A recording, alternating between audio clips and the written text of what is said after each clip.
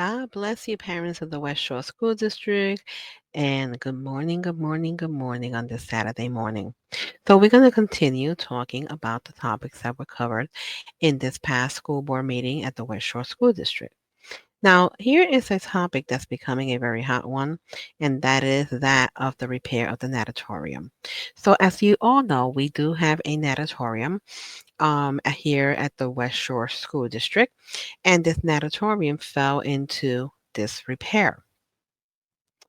The new school board members heard some complaints from the parents about the disrepair of the natatorium, and they range from tiles being loose, tiles from the walls falling, the natatorium overheating to the point that some of the kids, felt like they were just gonna pass out. That's how hot it was.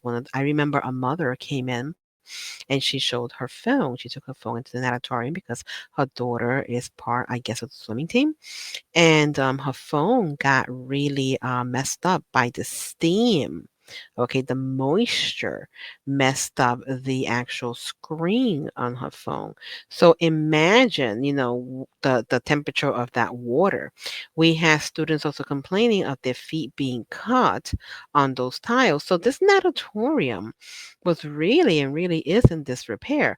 The school board and new school board members actually took a tour of this natatorium, and they were speaking about how the pipes were being rusted and the brackets that were holding these pipes together on the wall were rusted to the point that it's about to collapse. So yes, the natatorium does need repair. Unfortunately, it comes with a very heavy price tag. Now, my concern about this whole natatorium kerfuffle is this. For many years, and when the years that we had Brian Geiswhite as a president, okay, he heard about these complaints of the natatorium and he knew the condition of the natatorium, but obviously nothing was done until the new school board came in place. I mean, there was a lot of money spent, okay, on different projects in the West Shore School District. But this one, which is a very important one because our students and our community use this pool, kept being ignored. He put his main focus on opening new schools, and with money we didn't have, because we already know that. We know that after his leadership was done, we were left with a very hefty bill that we must carry, we the taxpayers, of $15.1 million plus, because again, some of these buildings probably didn't need to be built, but the question is, the price tag that came along with there things that we needed, structurally speaking, design speaking, that was actually needed, or was there a cheaper way to go? Okay, and unfortunately, Guys White's solution to this was to tax to the max, because anytime there's an issue that they need money, their solution when Guys White was the president, of course, under his leadership, and also Tostos, the administrator, they believed that everything should be taxed to the max. And during those years, they were never able to present a balanced budget. You see, guys, a balanced budget is a budget that at the end, okay, it is balanced and you're not in debt. That is what a balanced budget is. It's more or less, let's say, like your budget at home, if we're going to simplify it to use simple terms. So you have, your income, you know how much money comes into your home every month, you know what your expenditures are. So you make sure that there's enough money to cover the priority, which is your expenditures, your bills, your food, your utilities, and whatever's left over, if you're wise, you put some in investment and you keep some for what we would call, let's say, play money to enjoy with your family. Okay, but this is not what happened at the West Shore School District under the leadership of Brian Geiswhite. They were unable to keep a balanced budget, and their solution, when they say there, I'm talking about the veteran school board, the old school board, okay, under the leadership of Brian Geiswhite. The solution was, okay, well, we cannot balance this money, we cannot balance this budget because we're using every cent that's coming in. So our solution to be able to kind of sort of balance this budget is let's tax the citizens of Cumberland County to the max for the next 10 years. Now, we have seen how well that has gone, right? People are in an uproar, people are angry, and rightfully so. But this is what happens, guys, when you have poor leadership. That was poor leadership. It really was. Okay. And somebody really needs to, for Father's Day, I would suggest send him a calculator as a gift on behalf of the citizens of Cumberland County. So we are in a budgetary mess due to the failed leadership of Brian Geiswhite. Now, the other thing when it comes to the issue with the natatorium is this. We had Abigail Cherney in a recent meeting brag about how she sat on facilities for 10 years, I believe she said 10 or 11. And, then you start to think somebody sits as head of a committee like facilities for that long and knows that there are issues with the natatorium, but she's too worried about her masquerade parties and balls at the West Shore Foundation and about the Valentine dance if they have one at the West Shore Foundation and their Christmas gala at the West Shore Foundation. If she would have put half of the time and effort that she's put into these galas, which are here are, pretty nice, but if she, would have invested at least a quarter of the time in addressing the natatorium issue, then maybe we wouldn't be in the mess that we are in. So again, this is another example of failed leadership. Not only did she fail as a facility committee member, she is failing as a board member by not being able to define what a man and a woman is, by not understanding true science and biology, and for pushing and further pushing woke agendas and further dividing this community. Because a lot of the fault of why this community is divided has to do with Abigail Turney, Brian Geiswhite, and the previous school board members. So now we have new school board members in place, and they have to come, like I stated in previous videos, to clean up the mess that the previous school board members left. And unfortunately, sometimes even carry the blame that is not theirs to bear. Okay. And you trust me, the former school board members, the veteran school board members, they have no problem in allowing them to carry this blame. So, getting back to the natatorium, in order to get the natatorium up and running and do what needs to be done, it's going to be in a price tag anything between 3 to 8.5 million dollars. And people in our community, rightfully so, have strong opinions about it. Because first you slap us with a heavy tax bill, then you want us to pay the price of your mistake, of your inefficiency, of your ability, okay, to perform math and understand that 2 plus 2 is 4. So because of your failed leadership, these people are burdened with this tax bill, okay, this Brian Geiswhite was expecting us to carry for 10 years. And now we're saying, oh, and by the way, we need about $8.5 million for the natatorium. Granted, there is some money that they have that was left over in a bond that they took. They took a $10 million bond, and $5 million was left over.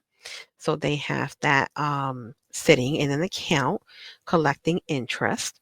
Okay. I believe the interest rate on that bond is 1%. Okay. And there was talk of a possible grant for about maybe $1 million that can be used towards this natatorium. Great, great, dandy, but that does not dissipate the ill feelings that there is within our community or some members of our community about having to fork over okay, all this money for a natatorium when they feel that there are other things that either needs repair or attention, like air conditioning in some of our schools, versus a natatorium. So where do I stand with all this? Not that my opinion matters anything, but you wanted my 2 cents. Here it goes. Where do I stand with it? I am not against the natatorium. I think that we need to repair this natatorium. I think we need to get the natatorium up and going.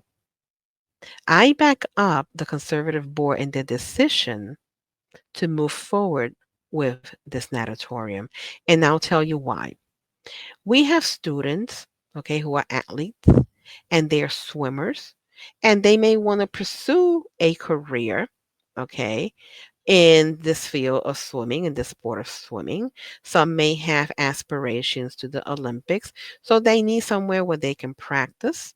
Okay, that's one thing.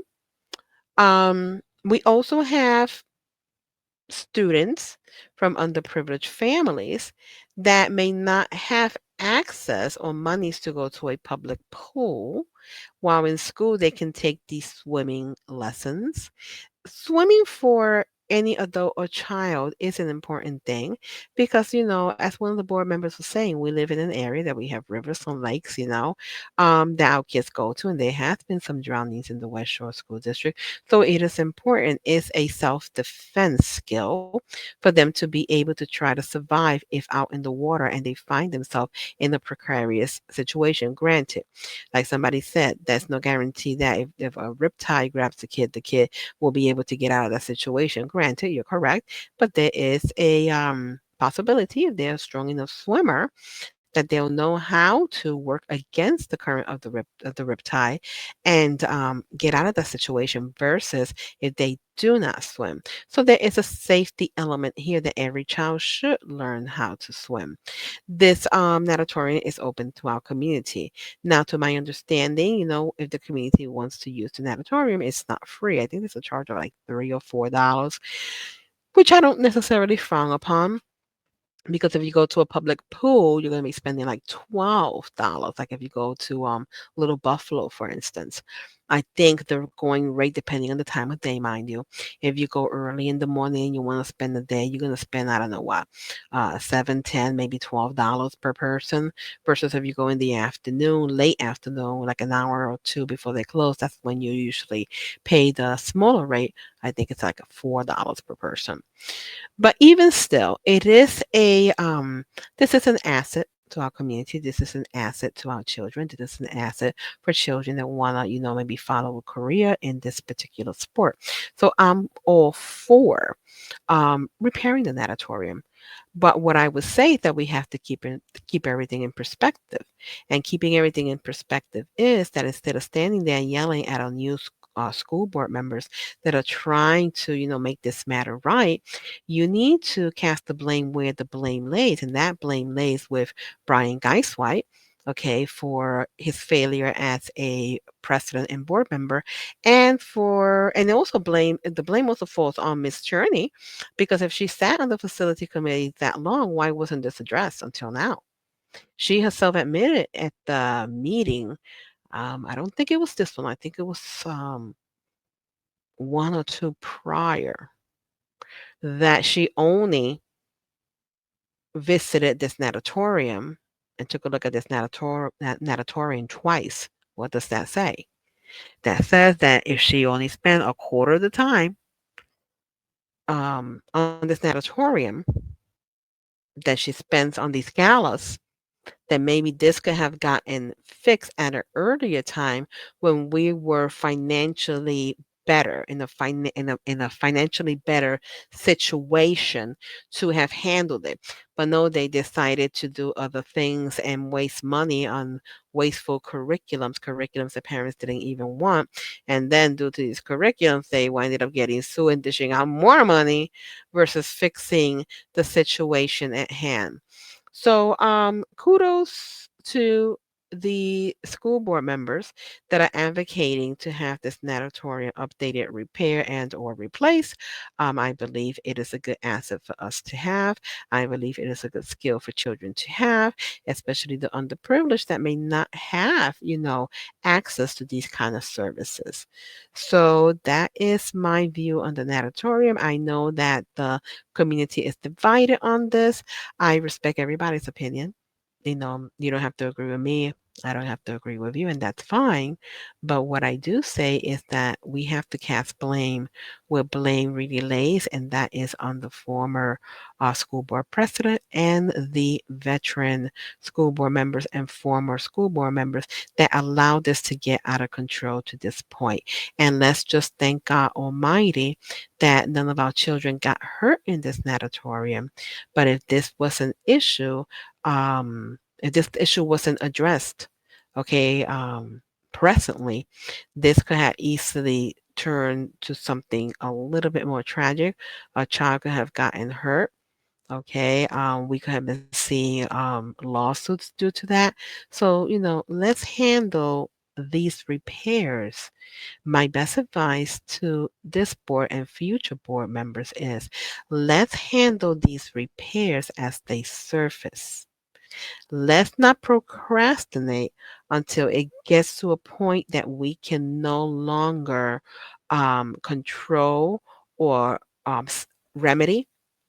If you handle these repairs and you handle these issues as they surface on a timely basis, it's less money that you have to fork over because you're handling the situation as it presented itself. It's just an ounce of prevention. So, this is Mariana signing out. This is my 2 cents, like I said. And let's move forward with this natatorium because at the end of the day, it's about the kids and what is best for them. God bless.